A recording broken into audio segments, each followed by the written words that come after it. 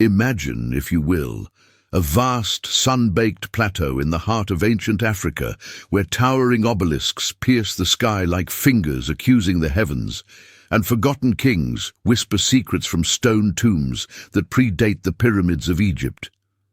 This is Ethiopia, the land of the Queen of Sheba, the cradle of humanity's earliest footsteps, and the unyielding guardian of a holy book that has slumbered in isolation for millennia.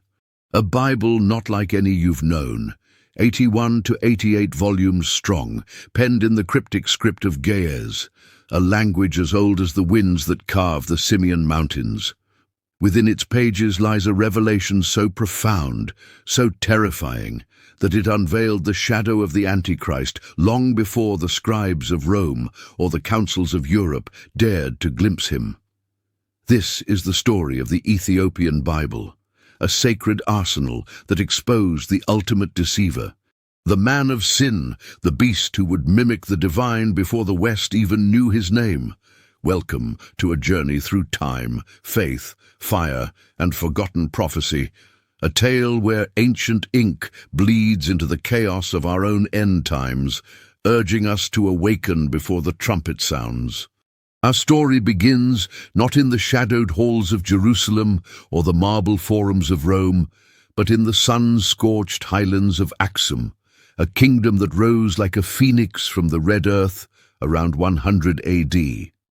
Picture it, caravans laden with ivory, gold, and frankincense snaking through the deserts from the Nile's bend, merchants from Arabia and India bartering under the watchful eyes of obelisks etched with runes of a people who called themselves the Habesha.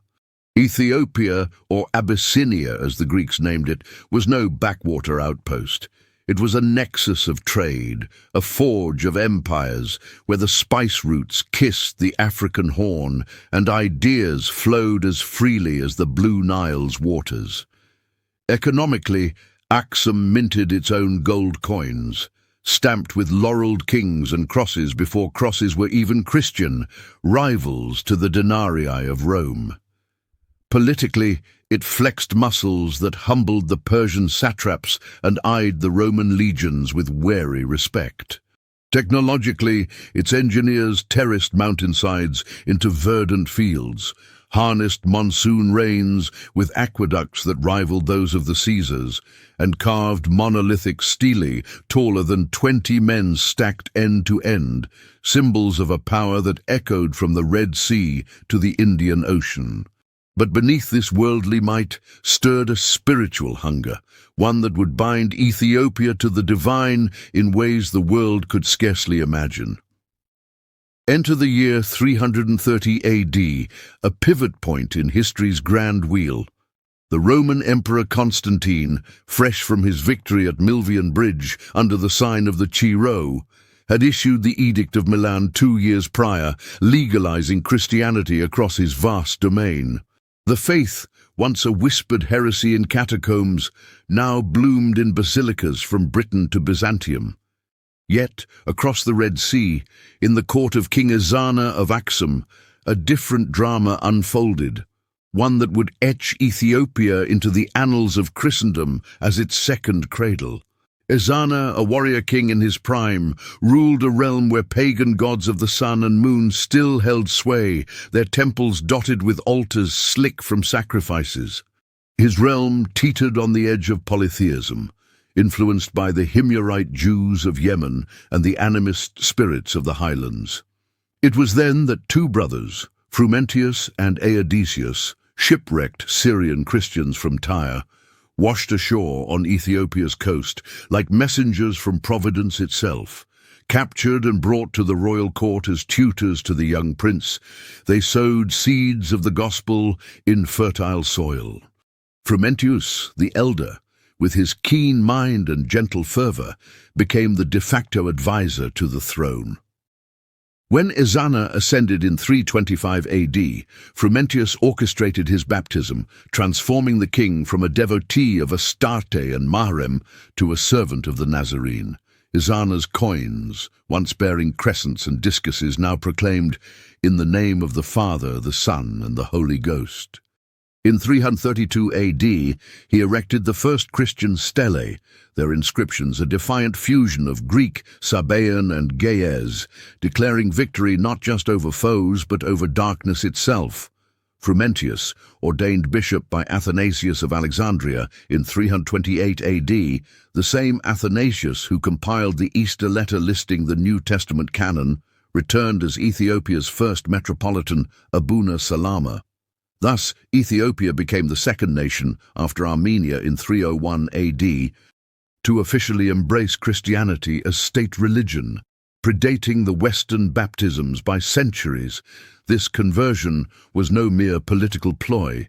It was a cultural cataclysm.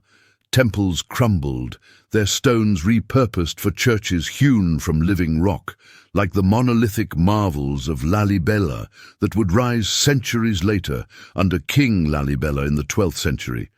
11 churches carved downward into the earth, a new Jerusalem born of basalt and faith.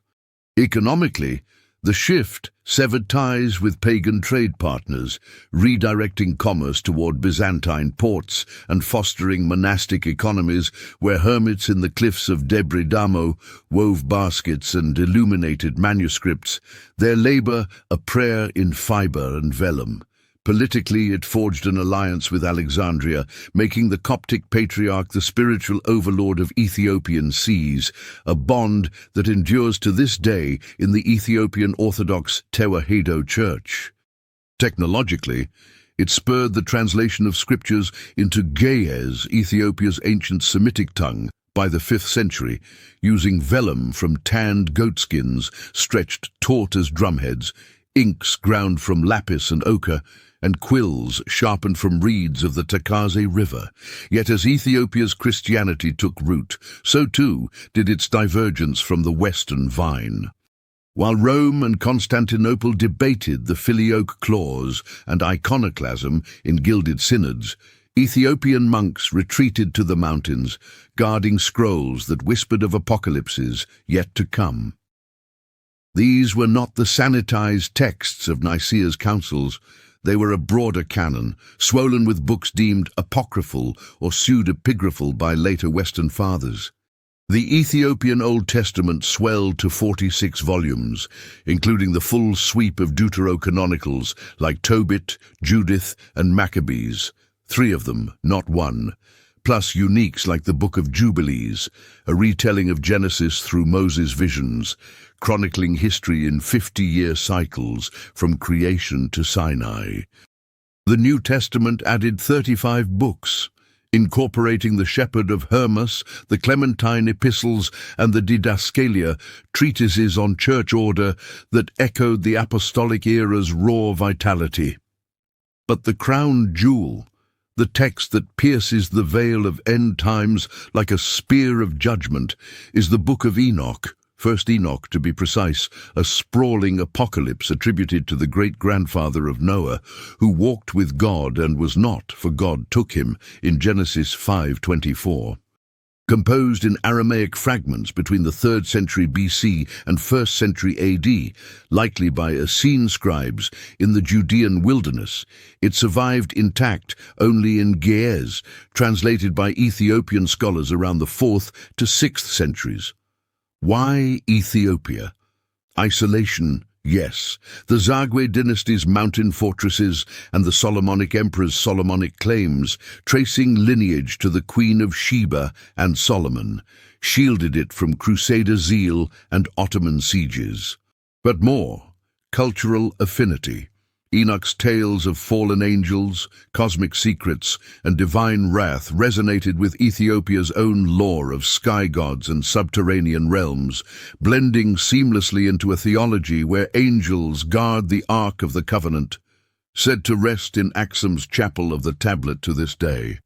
Let us delve deeper into this forbidden tome, for it is here that the Ethiopian Bible first unmasks the Antichrist's silhouette.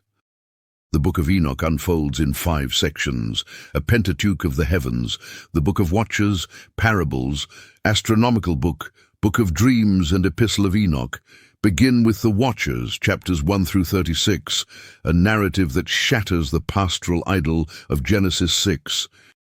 In the days of Jared, when men multiplied on earth, 200 angels called Watchers, led by Semjaza and Azazel, descended upon Mount Hermon in a pact of rebellion. They lusted for human daughters, siring the Nephilim, giants of legend whose appetites ravaged the land, devouring mankind, beasts, and one another in orgies of violence. These fallen ones taught forbidden arts, metallurgy for swords and shields, cosmetics for seduction, astrology for divination, herbology for poisons. The earth cried out, and Enoch, the scribe of righteousness, was summoned to heaven to witness the judgment. Vividly, Enoch ascends through crystal portals and fiery seraphim, beholding the throne of the Ancient of Days, where the elect one, the Son of Man, sits in preternatural glory, a figure blending Daniel's visions with Christ's own claims. The Watchers sin, not mere fornication, but the corruption of creation's order, birthing a hybrid race that blurred divine and human lines, a prelude to the ultimate perversion, the Antichrist, who would claim godhood in flesh. For in Enoch's parables, chapters 37 to 71, we encounter the head of days and his son, who will judge the kings and mighty, binding Azazel in the desert darkness, hurling the stars of sin into abyssal pits. But woven through is the sinner archetype, a lawless one who rises in the last days, deceiving with signs and wonders, his throne a mockery of heavens. Scholars like R.H. Charles, who translated Enoch into English in 1912 after James Bruce smuggled manuscripts from Gondar in 1770, note how these passages echo the Antichrist's portrait in 2 Thessalonians 2, the man of lawlessness who exalts himself above God, seated in the temple, whom the Lord will slay with the breath of his mouth. Yet Enoch goes further, prefiguring the beast of Revelation 13. The parables describe a figure called the elect one versus the stars of heaven that fall, leaders who harden their hearts and transform into wild beasts, devouring the poor. In chapter 46, Enoch sees one like a son of man enthroned, while the mighty kings tremble, their dominion stripped. This duality, righteous judge versus deceptive tyrant, mirrors the Antichrist's mimicry, a false Messiah whose mouth speaks great things, cf. Daniel 7:8. But in Enoch, it's laced with cosmic horror, the fallen angel's seed lingering as demonic principalities, fueling the end times deception. Consider the astronomical book, chapters 72 to 82, where Enoch charts the heavens' rebellion, stars that stray from their paths. Portents of chaos when the whole earth will be corrupted by unrighteous kings who transgress the commandment. This isn't abstract. It's a blueprint for tribulation, where celestial disorder signals earthly tyrants who demand worship, their signs false eclipses of truth. Then the Book of Dreams 83 to 90, visions of history as animal allegory, sheep for Israel, wolves for Assyria, a black ram for the Greeks, and in the eschaton, a great white bull, the Messiah, trampling the 70 shepherds who misled the flock. But lurking is the star that falls, igniting war, a symbol some patristic interpreters, like Ethiopian exegete Abba Gorgorios in the 15th century, linked directly to the son of perdition. Finally, the epistle, chapters 91 to 108, prophesies the weeks of history, a septenary schema from Eden to Apocalypse. In the 7th week, a perverse generation shall arise, but judgment falls in the 8th when the righteous one appears, and the lawless are cast into fire. Here, the Antichrist emerges not as a vague spirit, as in 1 John 2:18's many antichrists, but as a singular architect of woe. Woe to you who work iniquity, for you shall be given over to a great curse. Ethiopian tradition, preserved in the Kebra Nagast, the 14th century epic of kings, amplifies this, portraying Solomon's seed as bulwarks against such deceivers, their Solomonic emperors anointed to discern spirits. Now contrast this with the Western canon, pruned by councils like Hippo in 393 AD and Carthage in 397 AD under Augustine's influence, who dismissed Enoch as apocryphal, too fabulous for sober theology. Jerome, in his Vulgate of 405 AD, followed suit, excising it to streamline doctrine amid Roman pagan backlash.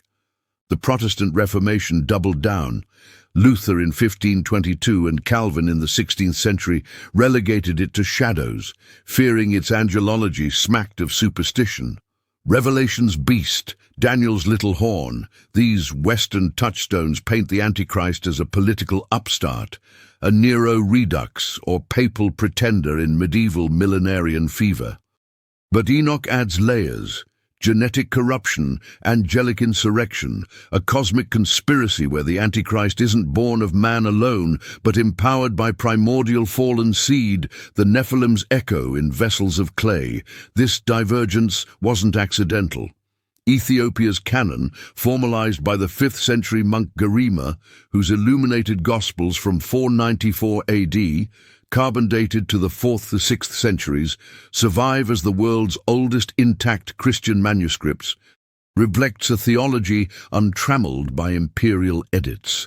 While the West battled Arianism and Donatism, Ethiopia's Miaphysite stance, Christ's single-nature divine human, aligned with Alexandrian monophysitism, excommunicated at Chalcedon in 451 AD, isolated by the Islamic expansions of the 7th century, Umayyad caliphs conquering Egypt in 642 AD, severing Nile trade, Ethiopia turned inward, its monasteries like those of Lake Tana becoming scriptoria, where scribes copied Enoch under beeswax candles, their chants invoking protection from the Great Deceiver. The global impact rippled subtly yet profoundly. In the 9th century, as Charlemagne's Carolingian Renaissance revived Latin patristics, Ethiopian envoys to Baghdad under the Abbasids carried Ge'ez texts, influencing Islamic apocalypticism. Figures like the Dajjal in hadiths bear uncanny resemblances to Enoch's lawless one, a one-eyed liar with mountain-moving powers. Politically, Ethiopia's Solomonic dynasty, restored in 1270 AD by Yakuno Amlak, weaponized Enochian prophecy against Muslim incursions. Emperor Amda Seyon in 1332 AD invoked Watcher's judgment in his campaigns against the Ifat Sultanate, framing victories as eschatological preludes. Economically, the Church's vast land holdings, up to 40% of arable soil by the 15th century, sustained manuscript production, trading illuminated folios for Arabian horses and Indian spices.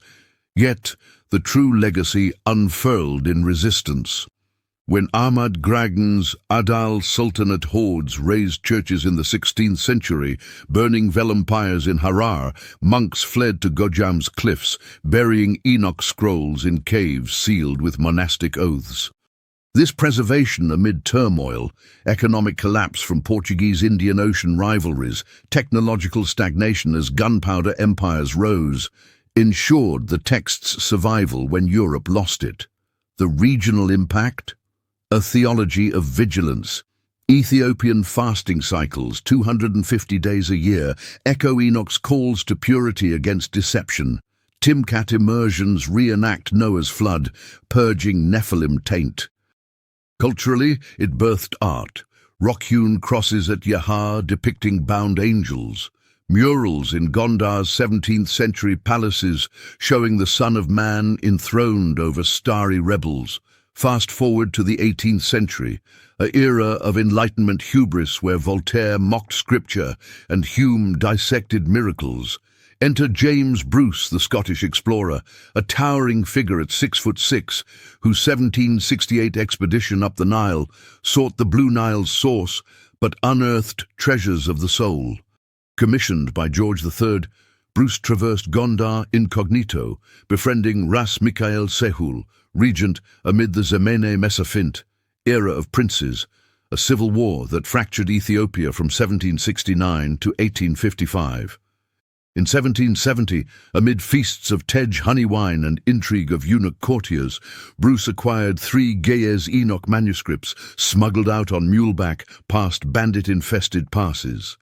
His 1790 travelogue, Travels to Discover the Source of the Nile, scandalized London. I have found a book given by God to mankind, yet withdrawn by his will. Enoch's publication in 1821 by Richard Lawrence ignited fury. Oxford dons decried its Judaic fables, fearing it undermined Genesis's simplicity. This rediscovery sparked controversies that echo today. Why was Enoch banned? Church fathers like Tertullian praised it in the 3rd century, citing its Montanist zeal. But Origen in the 4th warned of its obscure visions, too potent for the masses. Athanasius's 367 AD festal letter omitted it, prioritizing pastoral clarity amid Arian storms. In Ethiopia, it thrived as canonical, integral to liturgy, the Andemta commentaries of the 14th–16th centuries weaving it into homilies on humility. Modern interpreters diverge. Dispensationalists like Hal Lindsey in The Late Great Planet Earth, 1970, link Nephilim to UFOs and Antichrist hybrids. Ethiopian scholars like Mircea Hazen in the 20th century see it as anti-colonial allegory, the Watchers as European imperialists. Controversies abound. Did Vatican suppression in the 4th century hide Enoch's flat earth cosmology, or its rebukes to hierarchical abuses, with angels as democratizing messengers? Sub-stories abound. Consider Abba Bahá'u'lláh Michael, 14th century illuminator, whose Enoch miniatures in the British Library depict Azazel's binding with chains of fire, influencing Blake's prophetic art, or the Falasha Jews of Ethiopia, Beta Israel, whose Orit canon includes Enoch, preserving it through 20th century airlifts to Israel amid civil war. Side tangent. Enoch's influence on Kabbalah, Zohar's Book of Concealment, echoes its Merkabah ascents, bridging Christian and Jewish esoterica, challenging supersessionist narratives. Deeper still, Enoch's end times tableau, a 7-fold trumpet judgment, stars falling as figs from a gale-tossed tree, echoing Revelation 6, a river of fire devouring the wicked. The Antichrist. In chapter 108, he's the left-hand elect who turns traitor, his followers clothed in darkness, a personal apostasy writ cosmic compared to other eras. Just as Nero's 64 AD persecutions birthed the 6866 gematria in Revelation, Enoch prefigures it in Watcher numerals, 200 fallen, halved to 100 elect deceivers. Causes: Jewish intertestamental angst under Seleucids. Effects: a resilient eschatology that armored Ethiopia against 19th century Wahhabi pressures. Emperor Tewodros II in 1855 citing Enoch to rally against Egyptian incursions. In historiography, Ethiopian chronicles like the Royal Tariqa Negest gloss Enoch as Solomonic wisdom, while Western scholars, George Nicholsberg's 2001 Hermaniah commentary, debate its Qumran fragments, confirming 1st century BC dating, validating Ethiopian fidelity over Latin losses. Modern takes. In our 2025 world of AI deepfakes and gene-edited chimeras, Enoch warns of transhuman deceptions, the Antichrist as Neuralinked false prophet. Beloved viewers, as we stand on this precipice, nations trembling, economies fracturing, moral tempests raging, the Ethiopian Bible's voice thunders from antiquity.